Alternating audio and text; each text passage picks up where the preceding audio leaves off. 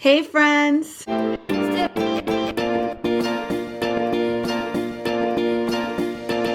am back with the week 23 update video. And my goodness, is there a lot to report about this last week. So the last thing that I left y'all with is that I was about to head out to go have a scan, an ultrasound. And starting next week, I believe, we're going to be doing a non-stress test and an ultrasound once a week on top of my regular OB appointments. So it's going to be 2 separate days every week that we're checking on the baby. And I'm still not quite sure why they want to do that. Haven't had a chance to discuss it with my OB as far as like the rationale behind it, because I have seen a few women in my we're due around the same time group having to do the exact same thing, but these are women that, for example, one of them has a diagnosed intrauterine growth restriction where the baby's not growing the way that it's supposed to, and so they want to make sure that they keep an eye on that. Most of the other women have gestational diabetes, or they've already shown signs of preeclampsia, and so they're keeping an eye on those conditions. I don't have any of the above, thank goodness. So again, I'm not sure what the rationale is behind it, so I would like to discuss that before submitting the baby to a bazillion scans, because we've already had so many scans throughout the pregnancy when I was hoping to keep them at a minimum. So anyways, we did have a scan last week. We got an adorable picture of my daughter, and I thought for a moment about sharing it with you guys because it's really, really, really adorable. It's her face, right? Like a perfect view of her face, but she's grinning, like a full grin in the picture, and she has her hand under her little face like this. So it's just the cutest thing. But even in an ultrasound, and even though I am typically team, what the heck am I looking at? When I look at an ultrasound, I just feel icky about sharing my daughter's image online, so use your imaginations. But the reason we were able to get such a perfectly clear picture of her face is because she has in fact turned breech, which is also really ironic because the very last thing I said to you guys regarding the scan was they probably want to check her position. But I'm not worried about that because she's been head down the whole time. So what are the chances that she's breech now? She's breech now. And I felt her do it. I know exactly when it happened. It happened the Tuesday before the scan. So 3 days before the scan. She was having a particularly active night, and I told my husband, whoa, she just made this crazy movement, like it felt like a roll or something, but it was just such a big, intense motion. I can't even imagine what she's doing in there. She was flipping around, and since then, she's tried flipping back over, but what's interesting is that I expected, I don't know why, I imagined that when she would flip over again, it would be like almost like a cartwheel where she would turn this way or turn that way until she was back upside down or like head down.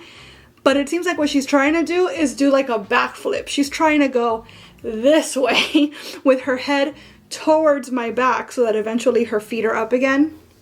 But she's still breech, and I can tell you that with certainty, at least as of a couple days ago, because I did end up back at the hospital this week. The thing is that on this day that I ended up at the hospital, I was having cramps, but they felt like period cramps, and they were pretty intense actually. And the last time that I had cramps like this, I messaged the doula and she asked me, how much water have you had today? And I said, oh, not much. So she said, okay, have a lot of water, have enough water, lie down, relax, and see if the cramps go away. And they did go away, so it was very likely just dehydration. But I ended up going to the hospital that time also, just in case. This time, lying down actually made the cramping feel worse. It felt more intense, which was concerning. And I had drank maybe not an adequate amount of water, but more than I typically drink. And I was still having these cramps. So I was concerned. So obviously I went in, and lo and behold, Once again, my cervix is completely closed and high and exactly where it's meant to be for this stage. I'm not leaking fluid. She's good. Her heart rate's good. Liquid levels, fluid levels are good. Everything's great. They could not tell me why I was cramping, but they did say that, you know, you did the right thing. Anytime that you feel like you're concerned, you should come in and get checked out, period. It doesn't help that because she's breech, which again, we confirmed via ultrasound during that hospital visit, her movements feel extremely different to me because her movements are much more subtle.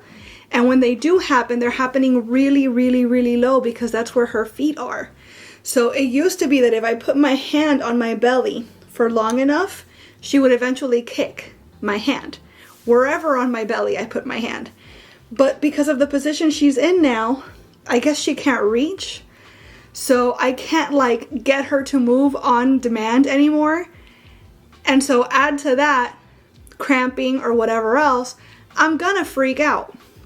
So the good news is, obviously the very good news is that as of right now, everything is still exactly the way we want it. But the bad news is that typically the criteria for, oh, you better come get checked out is if her movement pattern has changed, or if you're not feeling her the way you're supposed to or used to or what have you. Check and check, because I'm not used to her being breech, and so she feels completely different to me now when I can feel her at all. So I never know when, like, I know I'm supposed to get checked out whenever I'm, you know, concerned, but I'm kind of almost always concerned because I don't know what's going on in there anymore. So I've been desperately trying to get her to flip over. The doula sent me a video for exercises I could do on the birth ball and even like inversions, which I tried once off the couch, where you basically, I don't even know if I should tell you guys this because I don't want to be responsible for you guys potentially hurting yourselves, but you like kneel on the couch and then put your hands on the ground. So you're literally like, this is your head and your butt's up here with your legs, your knees on the couch. And you're supposed to like hold that. So it's basically like an assisted headstand, pretty much, for a while. And you get back up. That was fine. Getting out of it was a little complicated, but I only did it the one time, and I don't think it did anything really. So I'm supposed to be doing that 2 or 3 times a day, and yeah, I don't know. Obviously, like I said, I'm going to have another scan in the next few days, in the next week at some point. So if she's still breech, which is a possibility, then I guess whenever I see the doctor next, I'll ask her, like, what do we do? What can I do? What do you suggest I do? Because her being breech is pretty much like, officially, I'm getting a C-section. And if that's what it comes to, then that's what it is. I'm not going to try to vaginally birth a breech baby. I know other people have done it and they've been totally fine. My dad was born feet first, actually, in Cuba, where they didn't have epidurals and things like that. So my grandmother was just a trooper. But that's just asking for complication, and I'm trying very much to avoid complication wherever possible, which is why all this time I've been taking the path of least intervention. But her being breech is pretty much like, we have to intervene. So I hope that it doesn't come to that, but I'm also getting myself mentally prepared for the possibility, because that's something where if that does happen to be the case, then I feel like it's no longer a choice. It's just, this is the way that it has to be. So there's still time. Some babies, I think it's like 1 in 3 babies are breech at this stage, and I think only like 5% of babies are still breech by 37 weeks. But I don't know if it's because they naturally turn, or if it's because the doctor or myself or someone intervenes to help them flip. And if so, what intervention is going to help? You know, what can we do? How frequently? You know, etc. Right? So yeah, so I definitely want to discuss all of that with the doctor as soon as possible. And that'll be happening in the next week or so. And speaking of the next week or so, in a couple days is the baby shower, finally. So very likely the video you see after this will be a baby shower video. I don't know if I'm going to put the party itself and everything that we were gifted in one video, or if I'll break it up into two. If I do break it up into two videos, I'll make sure to put a weekly update in between so you don't have to wait too long for the next weekly update. But realistically, I want to be able to like participate in the party and not be worried about recording to make content. So if it ends up being that I don't have enough footage of the actual party to create a full video out of it, then I'm not gonna like insist upon it, right? I'll just put it into like whatever other video. So that's the plan for all that. I'm really excited about the baby shower. It's mostly gonna be a surprise situation for me. I told my mom and my best friend, who are the ones coordinating everything, that, which, I mean, kudos to them because they've done everything. I told them that I wanted it rainbow theme, and that's pretty much been it. Like, I haven't really, like, if they ask me specific questions about like the cake flavor, for example, which either way I can't have cake because gluten and dairy, but when they've asked me specific questions, I've given them my input, but otherwise, like, I've kind of left it up to them. So I'm really excited to see how it looks, how the party looks. I'm excited to see just all of it. I'm just excited. It's you know, it's gonna be nice. So yeah, that's happening this weekend. And what else? I think that's pretty much it as far as like the updates. So let me show you guys the belly, and then we can get into what the app says is going on all over today. So here's baby girl. I am feeling very big. I'm feeling very big. I'm feeling very round. My husband's cousin came over in the last several days because he had to pick something up here. And as soon as he walked in, he says to me, "Wow, Desi, you look huge." Which I let him know. Typically, you're not supposed to tell women that, period, even when they are pregnant. But like, you know, he's just excited. This is the first time he'd seen me in person since everything happened. So yeah, and honestly, I think it's an appropriate, if not socially, definitely as an adjective, it's an appropriate word.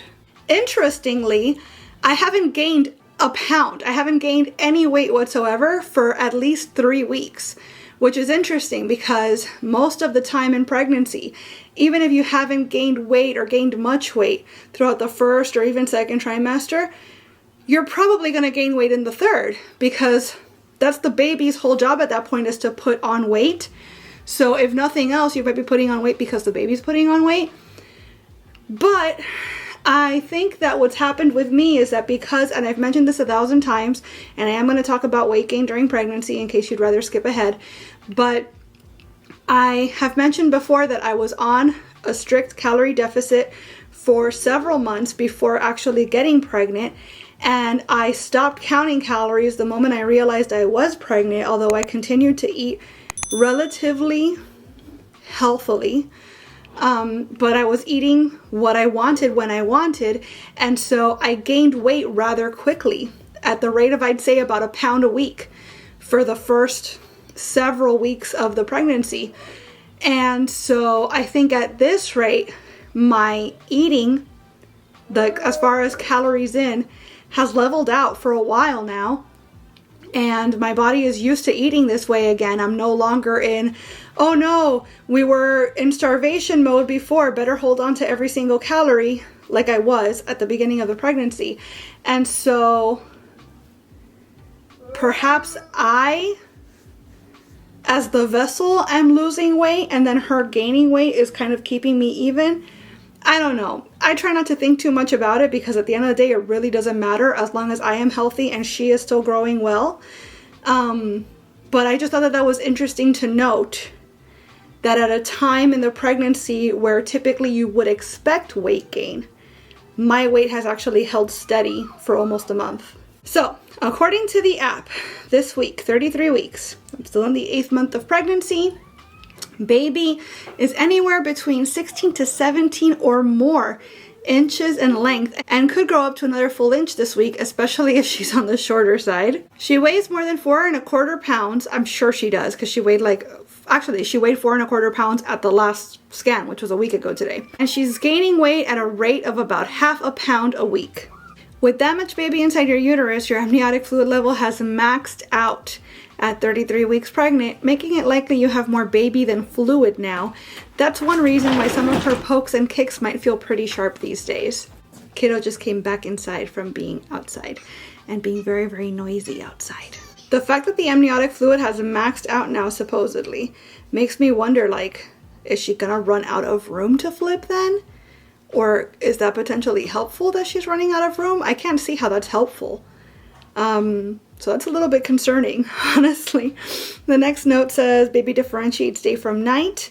So she's starting to close her eyes during sleep and open them while she's awake. That's nuts. Fetal immune system is developing. Good news, your baby has reached an important milestone. She's got her own immune system.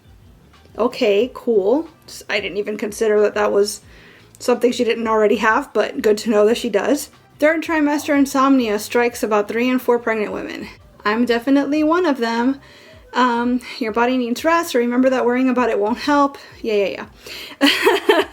It really doesn't matter if I worry about it or not. I'm not sleeping anyway. As a matter of fact, one of the things that I have felt most deeply this week is intense back pain, to the point that it doesn't matter where I lay, where I sit, how I sit.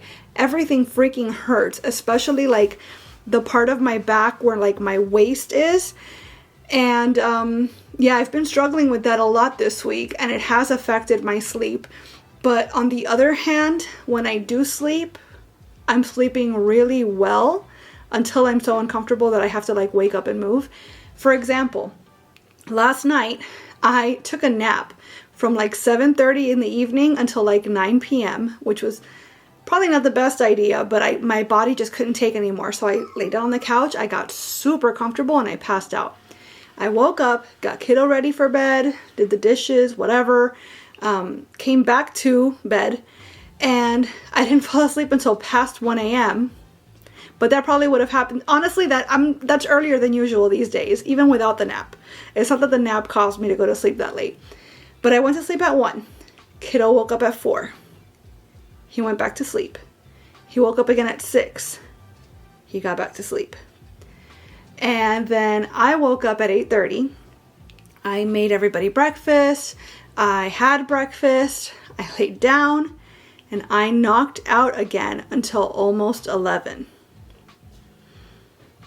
And all I could think when I woke up was, oh my gosh, when am I going to get to sleep again? So I don't know if it's that I'm just that tired because growing a baby is hard, or am I that tired because sleep has been so crap lately? But either way, I'm tired. So kiddos decided to join me right here, and that's not gonna go well for the rest of the video, I fear. So I'm gonna just wrap it up really quickly and let you guys know, according to the app, how big baby girl is. Apparently she's as big as a Windows 95 box, like the box that the software came in. Sure, these days very few people remember how big that was, but I have a pretty good idea. She's as big as a swim fin, like the flippers you wear when you're swimming in the ocean. As big as a party-sized bag of chips. That's pretty big. She's as big as a butternut squash. As big as Mike Wazowski's hard hat. Okay. And as big as Forrest Gump's box of chocolates. Alright, well, the things that I can actually like envision, their size and like the heft of them and everything, they're pretty big. So color me impressed / concerned because that's what we want. We want her to grow and be healthy and be well. And thank goodness so far she is, and I am, and everything's great. So all good news this week, honestly. And I'm really excited about the baby shower kiddos taking all of his puzzles like bit by bit back to his room. But yeah, that's week 33. The next update, I'll be able to tell you guys more about how that first, I guess, NST biophysical, I don't know what they call it, but that first like OB real like detailed check-in went. And I believe I see my OB next week at some point as well, so hopefully I can talk to you guys about how that goes. definitely let you guys know how the baby shower went, and hopefully I'll have actual baby shower footage to share with you. But thank you so much for being here for this video. Thank you for supporting the journey at large, and I will see you guys again really, really soon. Bye!